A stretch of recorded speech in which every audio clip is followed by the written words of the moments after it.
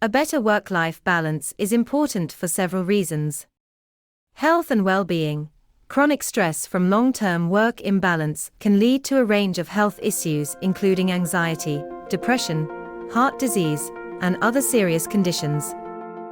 It can also lead to burnout, a state of emotional, physical, and mental exhaustion. Having a good work-life balance allows you to rest, recharge, and reduce the risk of these health issues. Productivity and performance.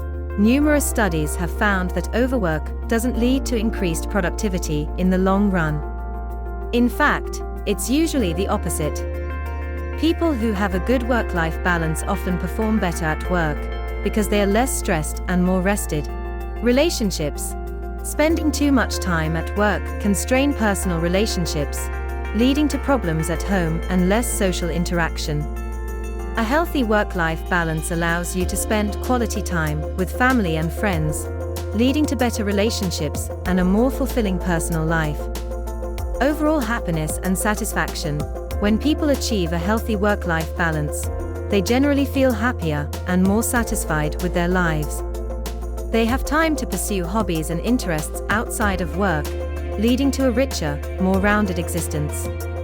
In today's fast-paced world, achieving a healthy work-life balance is not always easy, but it's well worth the effort for the sake of your physical and mental health, your relationships, and your overall happiness. Us, myself included, our days feel filled with a million small interruptions.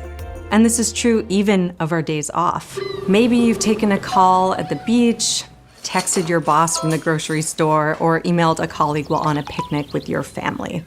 We've convinced ourselves that these behaviors are no big deal. It's just one email.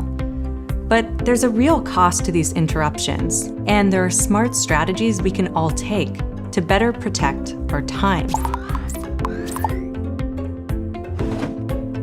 These moments seem so small at the time, and yet research suggests they add up to a tremendous loss. The constant creep of work into our personal lives can increase our stress and undermine our happiness. So just what is the cost? In one study, researchers recruited parents who were visiting a science museum with their kids. Some parents were told to check their phone as much as possible, others were told to check their phone as little as possible. After the visit, parents who used their phones reported that the experience was significantly less meaningful. They also felt much lonelier. In another study, tourists who were asked to have their phones out while visiting an iconic church remembered fewer details a week later. And in my research, employees who were paid for their performance spent increasingly less time interacting with friends and family, and more time interacting with colleagues and clients. These constant interruptions come at a cost to organizations too. Companies lose 32 days of productivity each year to employee depression, which is often caused by the stress and burnout of our always-on culture. Despite knowing better, I too have found myself focusing on urgent work distractions over important life moments. Most recently, I found myself texting a client while in the middle of my first child's first ultrasound. Happy client, guilty mom-to-be.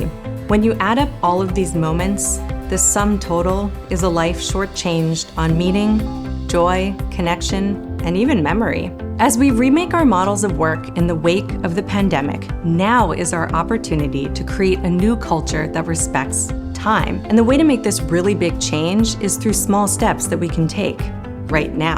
The first step that we need to take is to reframe rest. Reflect for a moment about what you think about when you hear the word rest. Sounds amazing, right? But in my mind, I immediately worry about not being productive enough or letting down my colleagues. When we do have time off, we need to find ways in which we can enjoy the present moment and savor the leisure time that we have available, as opposed to seeing it as an unproductive barrier to our work. One specific strategy we can take is to treat our upcoming weekend like a vacation. On Friday afternoon, jot down how you would act and behave as if you were on a holiday. Maybe you and your partner will buy a bottle of wine and watch online clips of the Eiffel Tower. Maybe you'll visit a local cafe and listen to some live music. Or maybe you'll go for a long walk in the middle of the day with no phone and no agenda. The plan doesn't have to be expensive or extravagant.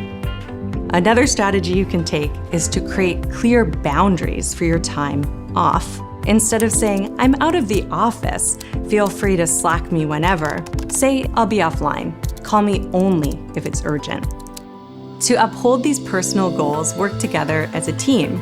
Set team goals for personal time. Do it publicly, collect data, and hold each other accountable. These goals could sound like, I will not check email between 6 and 8 p.m., I will have dinner with my family 4 nights a week, or I will go for a jog midday. Check in on your team's progress and see how everyone's doing. If you or your teammates are unsuccessful, work together to help accomplish personal goals. Lastly, you can negotiate for more time to prevent work from creeping into your personal life. In business school, I teach students to negotiate for salary, but realize I spoke almost nothing about negotiating for more time. What does this look like in practice? You can ask for more time on adjustable deadlines at work. If your client asks for a deliverable Monday morning, ask for an extension until Tuesday afternoon so you don't find yourself working on your well-deserved weekend. And don't worry too much about reputation. Quality truly is the metric that matters most. In my data, employees who proactively asked for more time reported lower levels of stress and burnout and were seen as more committed and professional by their colleagues. These are small but powerful changes to not only reframe rest, but to reclaim it. Once you discover the profound impact that these changes can have, you'll feel empowered to demand that others respect and accommodate your approach to time. Maybe they'll even feel inspired to piece together the fractured moments of their lives too.